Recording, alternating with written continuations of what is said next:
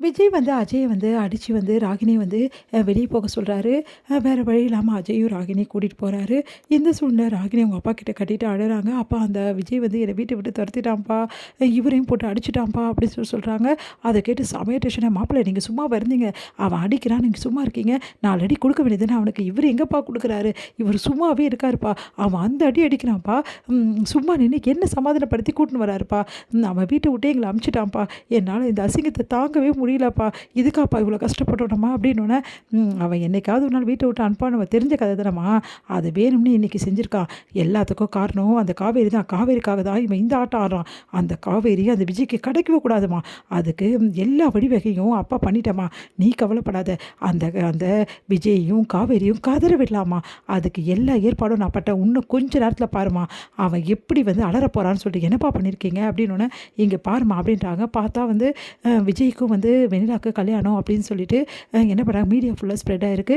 அதை பார்த்து வந்து ரொம்ப சந்தோஷப்படுறாங்க. அப்பா சூப்பர்ப்பா, பார்த்தீங்களா எங்கள் அப்பாவை எப்படி இருக்காருன்னு சொல்லிட்டு, அந்த மாதிரி இருக்கணும் தில்லா, நீங்களும் இருக்கீங்களே அப்படின்னு சொல்லிட்டு அஜய் திட்டுறாங்க. இந்த மாதிரி பண்ணால் விஜயனுக்கு இன்னும் கோபம் வராதாம்மா, ஏன் மாமா இப்படிலாம் பண்ணிகிட்ருக்கீங்க அப்படின்னோடனே, மாப்பிள்ளை இதெல்லாம் பண்ணாதான் அவனை சும்மா விட சொல்கிறீங்களா, உங்களையும் அடித்து என் பொண்ணையும் வெளியே தள்ளியிருக்கான், அவனை நாங்கள் சும்மா விட முடியுமா, அதுக்கு தான் இந்த செக்கை வச்சுருக்கேன், அவன் இதுக்கப்புறம் தானே இருக்குது அவனுக்கு ஒவ்வொன்றா, நான் வந்து அவனுக்கு கொடுக்குற அடியில் அவன் எழுந்துக்கவே கூடாது, அந்த மாதிரி கொடுப்பேன் அப்படின்னோடனே, இவர் என்ன பண்ண போகிறாரோ தெரியலையே, ஏற்கனவே விஜய் அண்ணன் என் மேலே கோபமாக இருக்காரு, எங்கள் என்ன நடக்க போதோ ஒன்றும் புரியல அப்படின்னு சொல்லிட்டு அஜய் யோசிக்கிறாரு.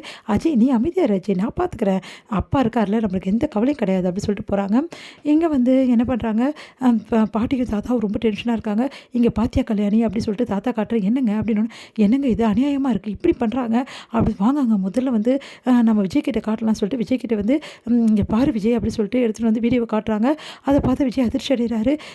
நீ பாத்தியா, உனக்கும் வந்து வெள்ளாக்கும் கல்யாணம்னு சொல்லிட்டு எல்லாம் வந்து பேட்டி கொடுத்து இந்த மாதிரி ஸ்ப்ரெட் பண்ணி விட்டுருக்காங்க மீடியாவுக்கு, என்னப்பா இவங்க இப்படி தான் பண்ணுவாங்கன்னு எனக்கு தெரியும் தாத்தா, அந்த ராகினி சும்மா இருக்க மாட்டா, அவள் போய் அவங்க அப்பா கிட்ட அழுதுருப்பா, அதனால தான் அந்த ஆள் இந்த மாதிரி வேலை பண்ணியிருக்கான், நாளைக்கு நான் கல்யாணம்னு சொல்லிட்டு போட்டிருக்கான், நாங்கள் போய் கல்யாணம் பண்ணிப்பேன் நினைக்கிறான், அவன் எவ்வளோ திமுருந்தான் தான் இந்த மாதிரி வேலையை பண்ணியிருப்பான், இவங்களெல்லாம் சும்மாவே விடமாட்டேன் தாத்தா, ஆனால் இந்த நியூஸை காவேரியோட குடும்பத்துக்கு கேட்டால் தான் பெரிய பிரச்சனையாகும் தாத்தா, எனக்கு அதுதான் பயமாக இருக்குது, ஆனால் காவேரி இருந்தாலும் சரிப்பா நீ காவேரிக்கு முதல்ல ஃபோன் பண்ணணுன்னு காவேரிக்கு கால் பண்ணுறாங்க. இங்கே காவேரி வந்து அப்படியே அதிர்ச்சி அடைகிறாங்க. இந்த நியூஸை பார்த்துட்டு ஒன்றும் புரியாமல் யோசிச்சுட்டு விஜய் கால் பண்ணுறாரு, சொல்லுங்கள் அப்படின்றாங்க.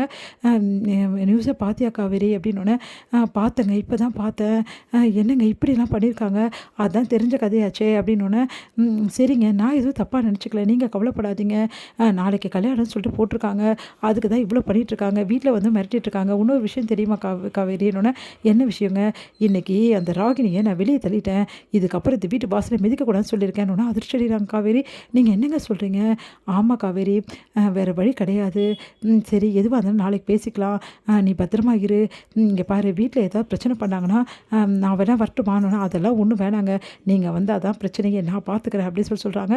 பாத்தியாடி இந்த கொடுமையை என்னென்ன பண்ணிட்டுருக்கா அந்த பையன் சொல்லிட்டு, சீக்கிரமாக இவளுக்கு டைவர்ஸ் வாங்குற வழியை பார்க்கணும், இல்லைனா நம்மளுக்கு தான் அசிங்கம் அப்படின்னு சொல்லிட்டு எப்பவும் போல் வந்து சாரதா பேசிகிட்டு இருக்காங்க.